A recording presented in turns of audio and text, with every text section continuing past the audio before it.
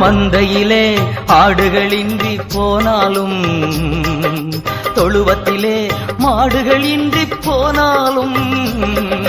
மந்தையிலே ஆடுகளின்றி போனாலும்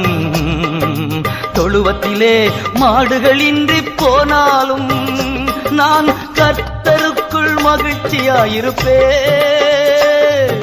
தேவனுக்குள் களி கூறுவேன் கர்த்தருக்குள் மகிழ்ச்சியாயிருப்பேன் தேவனுக்குள் களி கூறுவேன் அத்திமரம் துளிர் விடாமல் போனாலும்